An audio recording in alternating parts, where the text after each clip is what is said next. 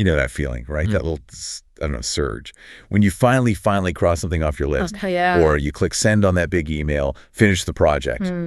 It's not just like relief that it's over. There's something else there, like a little spark. Absolutely. A moment of satisfaction, maybe even, joy, bit of lightness. Exactly. Lightness.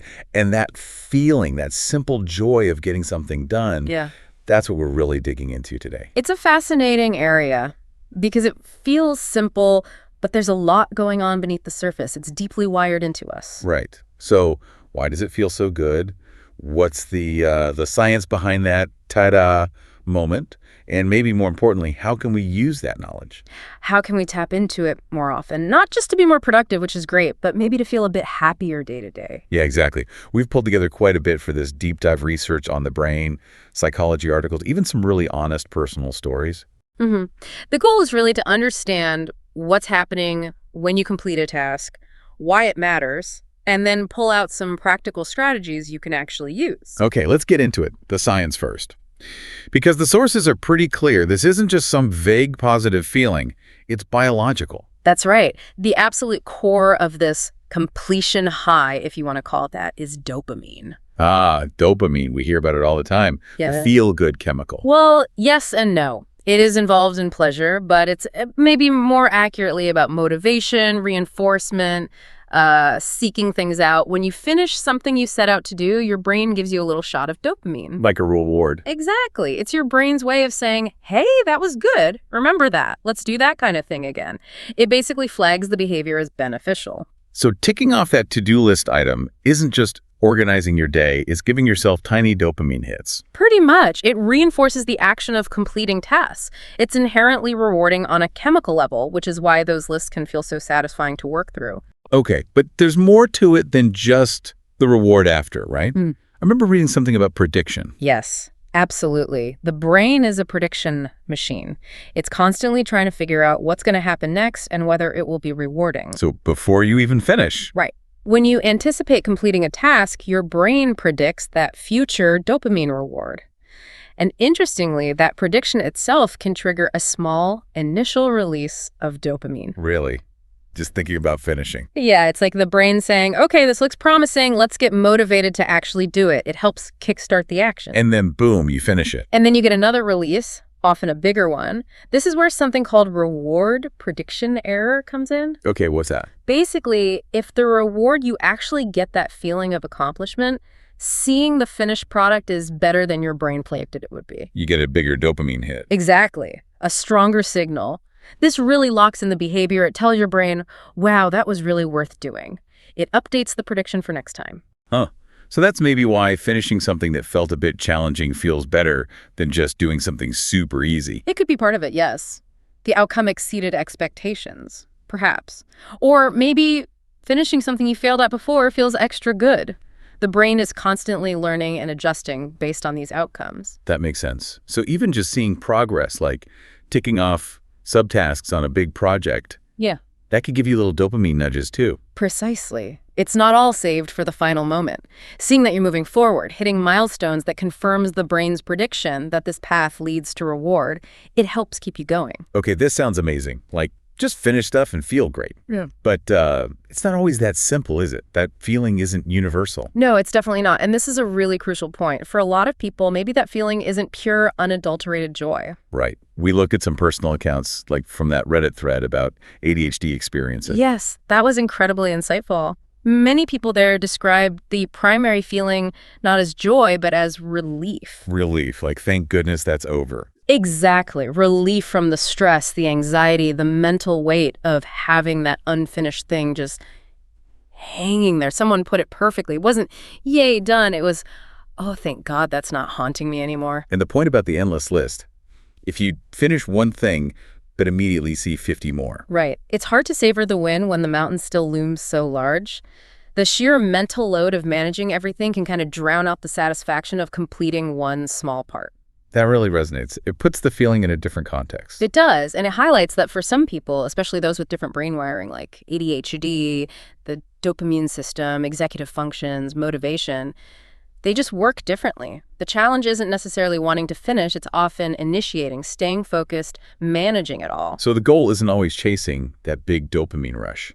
Maybe not. Maybe the goal becomes finding ways to build any kind of positive momentum, reduce that feeling of dread, and just consistently acknowledge progress in ways that feel genuinely reinforcing for you. Working with your brain, not against it. I like that Yeah. framing. Exactly. So, okay, understanding all that nuance, what are the practical things we can do? How do we actually cultivate this feeling more, whether it's joy or relief or just momentum? Well, one strategy pops up again and again in the sources. It sounds simple, but it's incredibly powerful. Break down. Task chunking, taking the big scary thing and cutting it into tiny pieces. Precisely.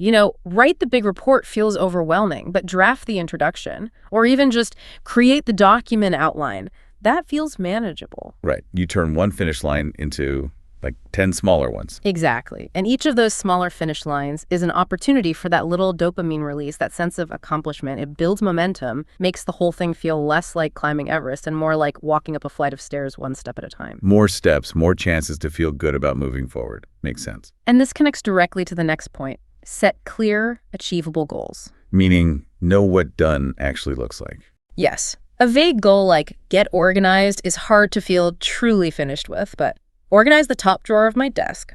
That's specific. You know exactly when you've achieved it. And that clarity makes the completion feel more real, more Right. satisfying. Absolutely. When the target is clear, hitting it provides unambiguous positive feedback to your brain. SMART goals, specific, measurable, achievable, relevant, time-bound, are often mentioned because they provide that clarity. Just writing the goal down helps too. Okay, so you break it down, set clear mini goals. Then what? You finish one mini goal. Then, and this is huge, you celebrate the small wins. Actively acknowledge it. Even if it feels tiny. Like, yay, I opened the document. Honestly, yes. Yeah. Especially if starting is hard for you. Celebrating reinforces the behavior. Maybe the win isn't finishing. Maybe it's just working for 10 focused minutes. Or maybe it's just remembering to put it on your list. Reframing what counts as a win. Exactly. You're training your brain to associate any positive step forward with a good feeling. That builds momentum, especially when things feel tough or overwhelming. Acknowledge the effort, not just the final product. That feels kinder somehow. Less pressure. It is. And building on that consistency, there's habit stacking. This is a clever one. Tying a new task to something you already do automatically. Right, like after I brush my teeth, old habit, I will meditate for 2 minutes, new task. Or after I finish my breakfast, old habit, I will write down 3 things for my to-do list today, new task. The old habit acts like a trigger or a cue. Precisely. It makes starting the new thing less reliant on willpower because the cue is already built into your routine. Makes it easier to get rolling and eventually complete the task. What about motivation before you start? Using the end result. Yes, visualizing the reward. Taking a moment to really imagine how good it will feel to have it done. The relief, the satisfaction, the tidy room, the submitted report. Focusing on the positive outcome. Exactly. That anticipation can really fuel the effort needed now. It connects the work to the eventual payoff in your mind, tapping into that reward system preemptively. And keeping track of all these little wins and chunks. Does that help? Oh, definitely. Tracking your progress is key, whether it's a checklist, an app, crossing things off in a notebook. Seeing it visually. Yes, that visual proof of progress is incredibly reinforcing. Each check mark is like a tiny celebration, a signal to your brain. Look what you did. It combats that feeling of the endless list because you can see the completed items piling up. It makes the progress tangible. Exactly. And sometimes, the task itself is just not fun. Let's be honest. Yeah, most of them maybe. Huh. Yeah. Maybe. So another strategy is to try and focus on the process, not just the outcome.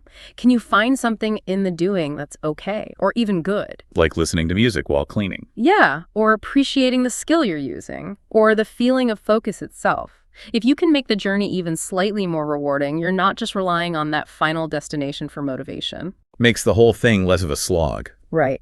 And related to that, making the process easier. Removing barriers, making it easy to start. Reduce the friction. Lay out your gym clothes the night before. Keep the book you want to read on your pillow.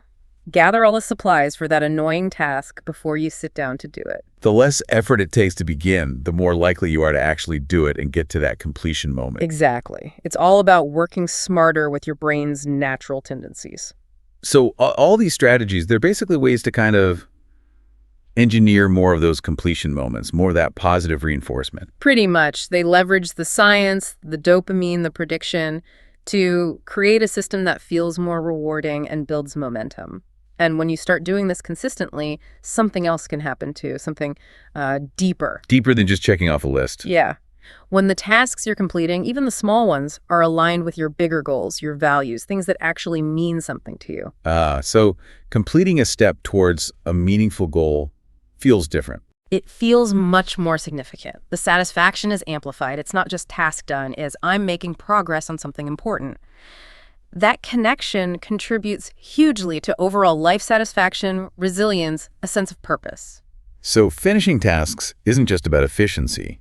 It can actually tie into feeling like your life is meaningful. Absolutely. It provides evidence that you're moving in a direction you value. Yeah. Each completed step builds that sense of agency and purpose. Wow. Okay.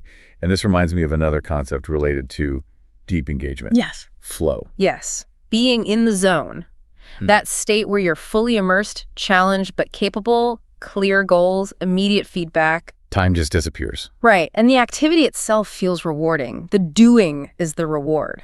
If you can find flow while working on tasks, completion brings not just the satisfaction of finishing, but also the satisfaction of that deep, enjoyable engagement during the process. It's intrinsically motivating. So bringing it all together, the simple joy of completion, it's actually not that simple at all. Not really. It's this fascinating mix of brain chemistry, psychology, our individual wiring, and potentially our deepest sense of meaning and engagement. But understanding those pieces, the dopamine, the power of breaking things down, celebrating progress, linking to bigger goals, gives us tools. Exactly. Tools to be more intentional, to work with our psychology, to build better habits, feel more motivated, and experience that rewarding feeling more often. It sounds like it takes practice, though, and maybe being kind to yourself when you slip up. Oh, absolutely essential.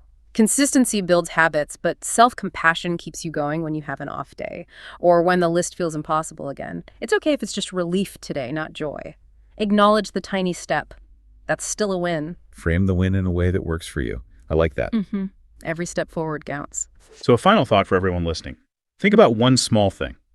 Just one task you've been putting off. How could you apply one of these ideas right now? Could you break off a tiny 2-minute piece of it? Could you make it ridiculously easy to start? Or just take 30 seconds to picture how good it will feel when that one little bit is done? How can you unlock just a tiny spark of that completion joy today?